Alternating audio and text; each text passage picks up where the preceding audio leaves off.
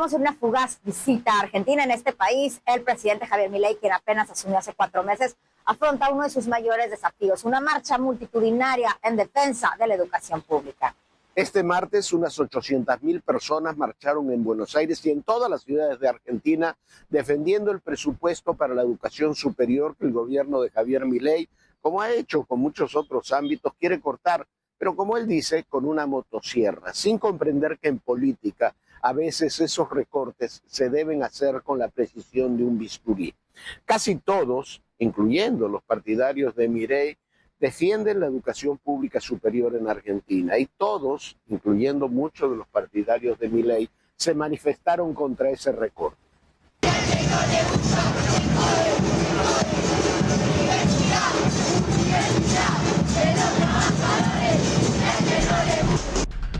Es la movilización más grande hasta ahora realizada contra las políticas de ajuste del presidente Javier Milei, quien busca aplicar su conocida motosierra al presupuesto de educación pública, entre otras cosas porque considera que es un nido de adoctrinamiento. Sus planes han provocado que estudiantes salieran a las calles en Buenos Aires el pasado 23 de abril, entre ellos representantes de la Universidad de Buenos Aires, la UBA, una de las más importantes de Latinoamérica. También se movilizaron estudiantes de centros educativos privados. Con la misma plata, pero en nuestro país tenemos una inflación altísima, lo que hace que si el año pasado teníamos 100 pesos para funcionar, este año tengamos solamente 25. Tenemos un ajuste del 75% en las universidades nacionales. A ellos se sumaron maestros, empleados de universidades, ciudadanos comunes, sindicatos, políticos y organizaciones sociales. Según el Ministerio de Seguridad, solo en la Plaza de Mayo, donde se concluyó la marcha de Buenos Aires, se concentraron entre 100.000 y 150.000 personas, mientras que en la ciudad de Córdoba, donde se encuentra la universidad más antigua de Argentina, se movilizaron 30.000 personas. La marcha fue a nivel nacional, pues también hubo protestas en las provincias de Santa Fe, Mendoza, La Pampa, La Rioja, Misiones y Chubut. Los centros educativos se han declarado en emergencia financiera luego de que el gobierno anunció que en 2024 contarían con el mismo presupuesto que en 2023, sin tomar en cuenta la inflación interanual, que en marzo casi alcanzó el 290%. Los gastos de funcionamiento no incluyen los salarios de los docentes, equivalentes al 90% del presupuesto universitario. La semana pasada, la UBA aplicó su plan de emergencia, limitar los horarios de la biblioteca, apagar luces en espacios comunes y reducir el uso de agua caliente, entre otras medidas, para hacer frente a la crisis. El fin de semana, a través de su cuenta de X, el presidente argentino publicó un mensaje en el que indica: las universidades públicas se usan para hacer negocios turbios y adoctrinar, poniendo en duda la transparencia de la gestión de fondos de los centros educativos. Después de la protesta, indicó que las universidades no se privatizan, sino que se busca auditarlas, ya que asegura existen desvíos de recursos y que la marcha es encabezada por izquierdistas. Que con dinero público alguien se niegue a ser auditado, nos parece, te diría que increíble, que alguien diga abiertamente: yo no quiero que me auditen el dinero que me dan los ciudadanos para que yo maneje. Argentina cuenta con 57 universidades nacionales de gestión estatal, heredadas de la Ley 240 de 1884, que prevé la educación sea gratuita hasta el nivel universitario. Cerca de 2.2 millones de personas estudian en el sistema universitario público argentino, en un país donde casi la mitad de sus 47 millones de habitantes viven en pobreza. ¿Cómo se llega a una situación política como la que se está viviendo ahora en Argentina? Hay que hacer un recorrido de lo que ha pasado políticamente en este país en los últimos 100 años, en un país muy rico y con gente muy educada.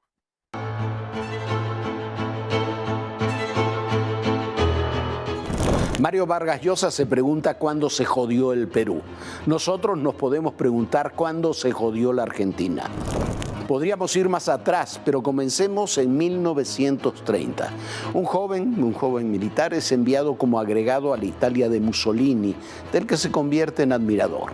Ese joven se llamaba Juan Domingo Perón. En 1943 termina preso, pero su esposa, una muy joven actriz, mucho menor que él, que viene de la más absoluta miseria, Eva Perón, organiza una movilización popular para lograr su libertad. En 1945, Juan y Eva Perón ganan la presidencia en un país que navegaba en la abundancia por la venta de materias primas durante la guerra y la posguerra. Es el reino del populismo. Eva Perón, sin embargo, muere de cáncer en 1953 cuando tenía apenas 33 años. Pero ya se habían dilapidado las enormes reservas que había dejado la guerra. Perón es derrocado en 1955 por un golpe militar. En 1958 se convoca a elecciones restringidas. Son más los votos en blanco que los votos válidos. Hay un nuevo golpe militar en el 62, elecciones en el 63 y otro golpe militar en 1966. La represión es generalizada en medio de un profundo estancamiento económico. Aparecen los grupos guerrilleros, Perón dirige la política desde su exilio en Madrid y regresa al país en 1972. Es elegido uno de los suyos, Héctor Cámpora, que meses después es reemplazado por el propio Perón, que lleva como vicepresidenta a una bailarina que había conocido en Santo Domingo, Isabel Perón, dominada en muchos sentidos por un personaje que decía ser brujo, ¿entendió bien? José López Rega. Perón muere inmediatamente en 1974. El gobierno lo asumen Isabelita y López Rega. Es un régimen de locura. La violencia política es mayor que nunca. El país sufre la mayor hiperinflación de su historia, que supera el 600% anual. En marzo de 1976, otro golpe militar. La represión ahí sí es brutal, hay 20.000 desaparecidos. Se intenta un plan económico de choque que se frustra por la represión y por la corrupción ligada al poder militar. En 1982 hay otro presidente militar, un alcohólico crónico, que no tiene mejor idea que invadir las Islas Malvinas y desafiar a Margaret Thatcher. La derrota es fulminante y obliga a los militares a dejar el poder. Asume un demócrata de verdad en 1983 que se llamaba Raúl Alfonsín, al que el peronismo bombardea desde todos los ángulos posibles. Finalmente, en 1989 asume un peronista, Carlos Menem, que es un populista tradicional, pero con una variedad. Aplica una política neoliberal que tiene como bandera el control de la inflación y mantener el tipo cambiario 1 por 1 respecto al dólar. El modelo funciona, pero finalmente estalla porque es muy poco flexible, por la caída de los precios de las materias primas y por una enorme corrupción. En 1999 es la debacle absoluta del país. Default económico, crisis bancaria, el corralito, la quiebra de Argentina. Movilizaciones marcadas con la consigna, dedicadas a los políticos, de que se vayan todos. Y nace el kirchnerismo. Un desconocido gobernador de la Patagonia, Néstor Kirchner, y su esposa Cristina, a los que casi nadie conocía, se presentan como candidatos y obtienen, sorprendentemente, el 22% de los votos en la primera vuelta, probablemente porque nadie los conocía. Menem no se presenta a la segunda y Néstor se convierte con 22% de los votos en presidente. Su primer gobierno es relativamente estable. El país estaba en default, pero ayudado por el aumento del precio de las materias primas, llega incluso a pagar la deuda millonaria que se había adquirido con el Fondo Monetario Internacional. Pero Néstor no se puede reelegir y deja a Cristina en el gobierno. Da un giro hacia una política absolutamente estatista, radical, al tiempo que los apoyos sociales se hacen individuales, en efectivo, en cash y casi para todos. Néstor muere de un infarto en 2010 y comienza un deterioro inexorable. Los funcionarios más capaces renuncian, Cristina se queda con los duros, encabezados, sí, por su hijo, por Máximo. Cristina es volátil, vanidosa, autoritaria con una política económica cada vez más clientelar, imposible de sustentar económicamente. En 2015 llega un hombre de centro derecha, Mauricio Macri, al gobierno y pide un crédito al FMI de 20.000 millones de dólares, pero no lo puede pagar. La inflación y la devaluación lo derrotan. En 2019 vuelve Cristina con un presidente, Alberto Fernández, que se detestan mutuamente y todo termina en un nuevo desastre. La inflación desbocada, los empresarios convertidos en especuladores, la economía es una ficción con hasta 10 cotizaciones oficiales del dólar. Sergio Massa, el ministro de Economía, es convertido en candidato presidencial. Cancela durante la campaña el pago del impuesto sobre la renta. Se niega a frenar los gastos pese a que la inflación y el déficit alcanzan niveles récord y como candidato comienza a prometer que como presidente hará lo contrario de lo que hace cotidianamente como ministro de Economía. Pierde en la segunda vuelta con un Javier Milei que hace 2-3 años se dedicaba a esto. Cada vez que un país tiene 20% de inflación o más, pierde 1,58 de crecimiento. Eso a lo largo de la historia de la Argentina con Banco Central, deberíamos tener hoy un PBI parecido al de Estados Unidos. ¿Esto qué quiere decir? Que la locura no es no tener Banco Central, la locura es tenerlo. Las donaciones... Milei es un personaje extraño, ultraliberal en economía, demasiado conservador para un país como Argentina en lo social, que dice estar aconsejado por sus perros que ya están muertos, pero es el rostro del hartazgo y de algo nuevo. Durante 114 años de gobiernos civiles o militares, todos siempre apostaron a que el Estado impusiera las condiciones de vida y de desarrollo económico. Cuantos mayores fueron los apoyos sociales directos y las prebendas, mayor fue también la pobreza extrema y menor la riqueza que generaba el país. El desafío de Milei es enorme, pero se atrevió a decir algo que ninguno de sus predecesores desde 1910 había dicho. Tengo que decírselos de nuevo, no hay plata.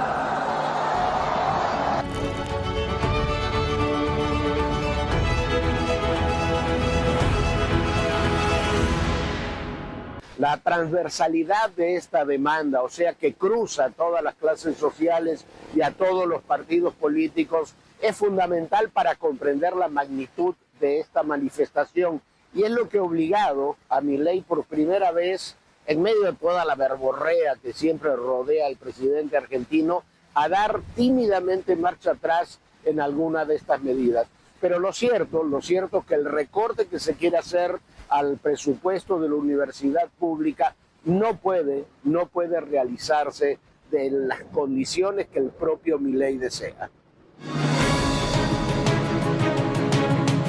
Javier Milei, presidente de Argentina, dio un paso atrás luego de su decisión sobre el recorte al presupuesto para las universidades públicas. Esto se debió a la movilización del pasado 23 de abril, en el que miles de estudiantes protestaron en su contra. El mandatario decidió dialogar con los rectores de las universidades, incluido Ricardo Helpi, rector de la Universidad de Buenos Aires. Milei prometió separar los asuntos políticos de aquellos que defienden el derecho legítimo a una educación gratuita. Reiteró que las universidades públicas no cerrarán e incluso publicó que las partidas presupuestarias ya fueron entregadas a las universidades. A través del Ministerio del Capital Humano, envió a 65 universidades públicas un poco más de 24.000 millones de pesos para gastos de funcionamiento. Reconoció que faltó claridad para dar a conocer lo que ocurrirá con las revisiones a estas instituciones. Una oportunidad que dijo tuvo el 22 de abril, cuando habló en cadena nacional y donde se refirió a la situación y avances de la crisis económica en Argentina. Antes de ser presidente, Javier Milei puso el foco en estas universidades, principalmente en la calidad del sistema y los recursos que se destinan a mantenerlas. Por ello, insiste en hacer auditorías. Y este tema no es el único donde ha tenido que dar marcha atrás. Su llamada ley ómnibus, con la que busca realizar varias reformas, tuvo que bajar de tono. El gobierno accedió a modificar varios puntos para acercar posiciones con los bloques de oposición y acordar un dictamen mayoritario. Entre los cambios se quitó al Banco Nación de la lista de empresas sujetas a privatización parcial, al igual que sus empresas subsidiarias. Se declaró empresas sujetas a privatización parcial a Nuclear Eléctrica Argentina Sociedad Anónima y Yacimientos Carboníferos. Los ajustes para cobro de cuotas de los sindicatos también quedaron fuera. Y se quitó otro articulado que trajo polémica en el sector más duro del oficialismo y sus seguidores, relacionado con los derechos sindicales, las protestas y los despidos. Como se trata de 2 paquetes de leyes, se espera que la sesión arranque el lunes 29 de abril y termine al día siguiente. Algunos incluso estiman que podría estirarse hasta el miércoles.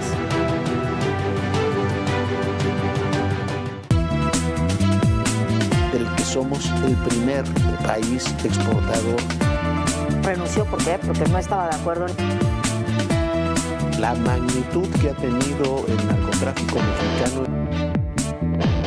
Las confrontaciones, las reacciones.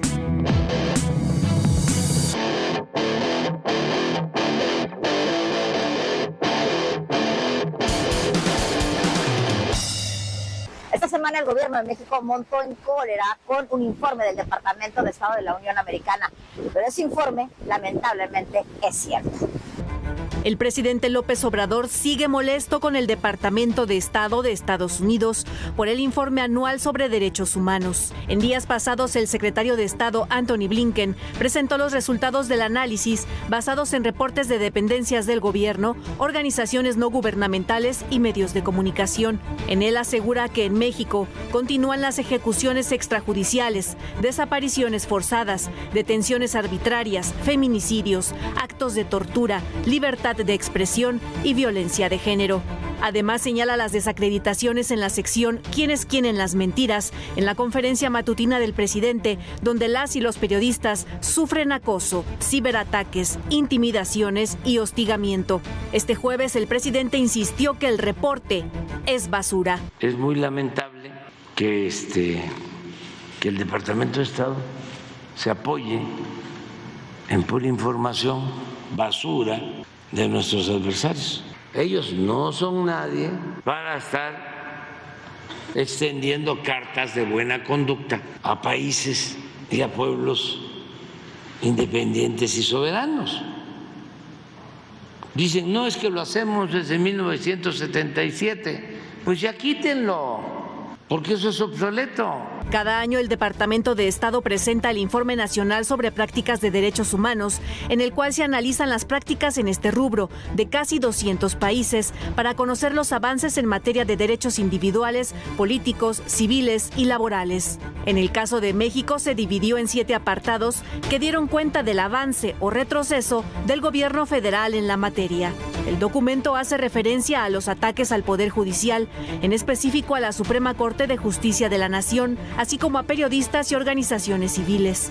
En este sentido, el Departamento de Estado mostró su preocupación por el enfrentamiento con la presidenta del Máximo Tribunal de Justicia, la ministra Norma Piña, además de la impunidad que prevalece en la persecución de delitos en México. Tras darse a conocer el informe, el presidente López Obrador advirtió que Estados Unidos no debería meterse en la política interna de otros países. Y no solo es opinar o dar cartas de buena conducta, como si ellos fuesen los jueces, el gobierno del mundo, sino intervenir militarmente a países con gobiernos no sometidos a los intereses del gobierno de Estados Unidos. El vocero del Departamento de Estado respondió a los dichos por el presidente. Publication of the Human Rights Report is not a violation of international law. The Human Rights Report is not an United States assessment on these various anecdotes and entries that are in there. It is a compilation of entries made from credible inputs, media organizations, government organizations, civil society actors, our embassies and consulates who input these specific. En la misma conferencia de prensa que todos los días celebra en Palacio Nacional, se le preguntó al presidente si habló con el embajador Ken Salazar sobre el tema. El mandatario contestó que no, que el reporte era superficial y no tenía sustento. Para ADN 40, Fuerza Informativa Azteca. Y mientras estamos en esta lluviosa tarde aquí en la ciudad de Buenos Aires, la violencia política en México no se detiene. Mataron al subsecretario de Educación de Guerrero, a un exedil del Estado de México. Otro fue atacado a balazos, todo en medio de agresiones y ataques en distintas partes del país. A menos de 37 días de la jornada electoral no cesa la violencia política. No hay localidad, partido, candidato o funcionario que se salve de las agresiones o amenazas. La mañana de este jueves, la presidenta concejal de Altamirano en Ocosingo, Chiapas, María García López, fue secuestrada junto con 2 personas. Al parecer se trata del tesorero municipal y un contratista. De acuerdo con los reportes, la funcionaria y las 2 personas estaban afuera del restaurante El Paladino, en el barrio Guadalupe, cuando hombres que presuntamente pertenecen a una organización social y portaban uniformes similares a los del cuerpo de policías, los privaron de la libertad. Hasta el momento se desconoce su paradero. Mientras tanto, en Guerrero fue asesinado Benjamín Adame Pereira, subsecretario de Planeación Educativa de la Secretaría de Educación Estatal. Pese a confirmar su deceso, las autoridades no han dado un reporte oficial de los hechos. Medios locales indican 2 versiones. La primera señala que cerca de las 2 de la mañana del miércoles, hombres entraron a robar a su casa en la comunidad Valle de Locotito. Benjamín los habría descubierto y en ese momento lo mataron. Su cuerpo fue localizado en uno de los pasillos del domicilio. Otra versión apunta a que su muerte estaría relacionada con el proceso electoral por la alcaldía de Chilpancingo, que un grupo criminal lo habría amenazado para que dejara de organizar eventos en apoyo al candidato de la coalición Sigamos Haciendo Historia, Jorge Salgado Parra.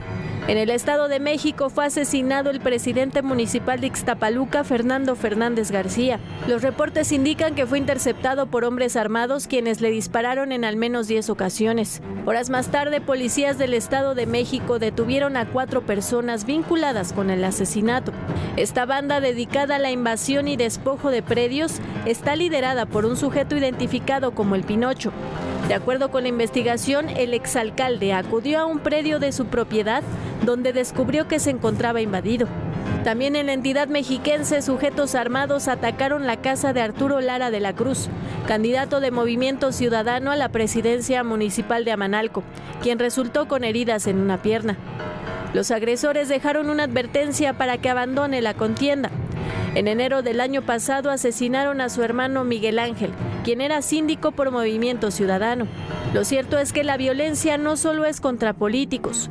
Este miércoles, de acuerdo con cifras del gobierno federal, fueron asesinadas 83 personas, 9 de ellas en el Estado de México. Hasta el 24 de abril se registran 1,838 asesinatos en el mes, con un promedio de 76.5 al día, el más alto desde junio de 2023. Aparecieron los encapuchados que pararon la camioneta de la candidata Claudia Sheinbaum. Afirman que no es un montaje, que llevan mucho tiempo ahí, que sus reclamos son legítimos y dicen que no estaban armados, aunque aparentemente sí lo estaban. No queremos que Motocicla sea un desastre más como Comalapa. O sea, queremos que usted, cuando esté en la presidencia, nos haga favor de limpiar este tramo de Comalapa. El domingo 21 de abril en Chiapas, un grupo de personas encapuchadas detuvo la comitiva de Claudia Sheinbaum, candidata presidencial de la coalición Sigamos Haciendo Historia, en su paso por el municipio de Motocintla, considerado el corazón de la Sierra Chiapaneca. En la imagen se observa que los hombres se acercan a la camioneta donde viaja la candidata para pedirle que cuando llegue al poder se acuerde de la sierra, región que es disputada por grupos criminales. Horas más tarde, Claudia Sheinbaum insinuó que podría tratarse de un montaje, pues llamó su atención que solo un medio de comunicación estuviera en ese momento. El lunes 22 de abril, el presidente López Obrador reforzó la idea y dijo que podría tratarse de un montaje. Ya cuando pasan esas cosas, por la experiencia que nosotros tenemos, ya sabemos de que es muy probable que sea propaganda. Además dijo que todos los candidatos que andan en los caminos de México son detenidos por las personas para darles regalos o expresar sus quejas. Este miércoles, hombres encapuchados publicaron un video donde dicen que desde febrero de 2023 mantienen retenes en la carretera que va de Frontera Comalapa a Motocintla y que lo que ocurrió el domingo no se trató de un montaje. En el video, un hombre con el rostro cubierto y que se desconoce si estuvo en los hechos del domingo, pidió al presidente López Obrador que diga las cosas tal y como son en la sierra. Este sujeto aclaró que no pertenece a un grupo delictivo, que son gente del pueblo que se está protegiendo y que buscan evitar que ocurran hechos violentos como en la frontera Comalapa. Al parecer, el retén está situado sobre la carretera federal 201. La inseguridad de la región se debe a la disputa entre al menos 7 grupos criminales y sus células, sobre todo el cártel de Sinaloa y el llamado cártel de Chiapas, Guatemala, quienes buscan apoderarse del tráfico de drogas, migrantes, armas y cobro de piso. Muchísimas gracias por habernos acompañado aquí desde esta tarde, como bien dice Jorge, muy lluviosa en Buenos Aires, Argentina. Nos vemos mañana aquí en punto de las 11 de la noche. Sueñe bonito, bonita noche, Jorge. Muy bonita noche. Esta noche mismo regresamos a México. Desde ahí vamos a transmitir el día de mañana. Y recuerden, en el poder y en la política todo, pero absolutamente todo es personal. Gracias.